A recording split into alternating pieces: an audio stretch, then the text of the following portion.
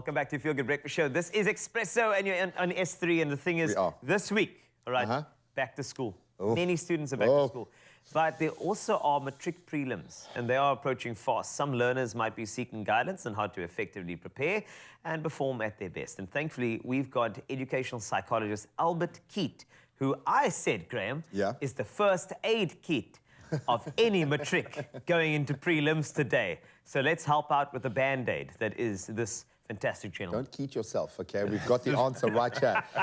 Thank you so much for sticking around, because there are some nervous parents, I would imagine, but some really nervous learners. Going into it's like, we're on holiday, bam, prelims, the rest of your life is going to be decided by this paper. Not so much, but it is actually quite an important one. So how do we dive right in there? How do we galvanize young minds, whether it's on our own steam or parents getting us involved? How do we do that? The first thing to remember for the learners is that being anxious is fine. Being normal, anxious, in fact. It's normal. All of us are anxious, and it means you're growing. It means you're learning.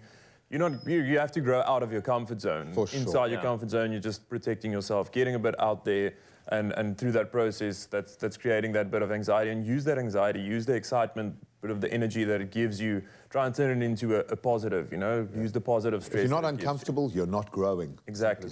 Exactly. The next thing is, you've gotten here. You're in Matric. You have the abilities. You have the skills. You have the knowledge to do the last two exams. That's the big thing to remember. You wouldn't have been here if you don't have the They wouldn't have let you through, man. Yeah, exactly.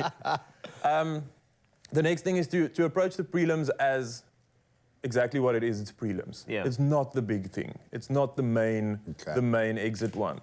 Obviously, do your studying. I mean, go through your work and do your studying, but use it as a learning experience for yourself about where are you struggling? With what are you struggling? With what are you spending too much time on? With what are you spending too little time on? Use it as an experience, as a practice run towards the final exam. You would like to kind of use it as a type of a dress rehearsal kind of, but don't put too much pressure on it. Maybe the results aren't what you want it to be, and that's just going to create more anxiety, or even the results are so good that it's going to create a bit of complacency. Exactly. Can I just apologize for putting my mom through my prelims, because mine was the other one, where it became very much the, wow, okay, wake up call, let's get, but it did what it needed to do. But I'm so glad you said that, because it's an opportunity to go through the motions so you know what to expect in your finals, and that's important. It's a practice run, of course. But now let's talk about some of the psychological behaviors of any student going into any sort of exams, because naturally there is, I would call, social escapism, when the stress is so high that you want to escape to a game or to see a friend. It was doom for me. And that's the thing. So I'd just like to know, in terms of managing a schedule that could actually mitigate some of the anxiety related to getting into an exam situation, maybe minimizing the escapism, let's talk about actually having an effective study schedule. Are there any hacks, tips and tricks that you can offer any students? Rest effectively. Wow. Rest effectively. That's not the first thing that people usually want to hear, or parents want to hear at least, but rest effectively. Make sure that you are getting in enough sleep. Make sure you're getting enough healthy foods. Make sure that you're relaxing when you are relaxing.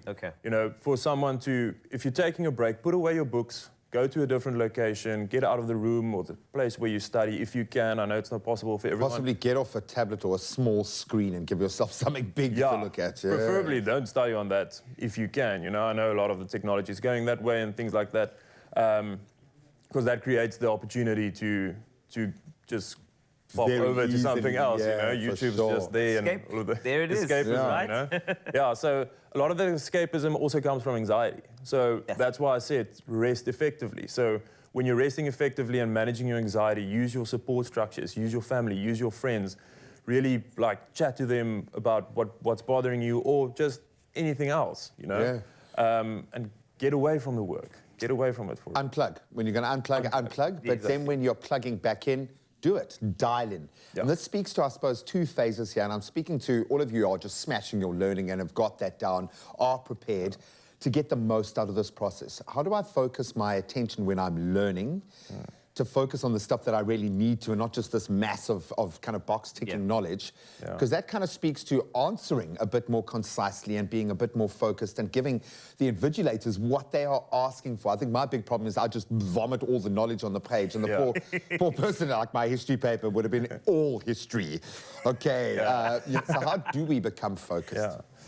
That's a difficult one. For a lot of kids, or for a lot of learners, it's a process that should have started from a young age. You know, we want them from grade 4-ish. You want the parents to be still involved in teaching them how to isolate important work. Critical thinking. Critical thinking, you know, from grade 9, we want them to be independent and study on their own. But it's very important for learners to check in with their teachers, check in what it is that they want, you know, what are the answers that they need. Past papers, got a wealth of it. Exactly, yeah. I just wanted to mention that there's a lot of websites with the government websites with the past papers on. Go on them, go check how they ask the questions. Don't rely too much on the past papers to kind of spot study. Yeah, for sure. It's not a successful way of learning, but try and get a way of recognizing how they ask the questions and where they focus the content. Yeah. Well, there we go. Albert Kit, the first aid kit of Matrics. That is what you need to know. Plan well, rest well, do well. Good luck.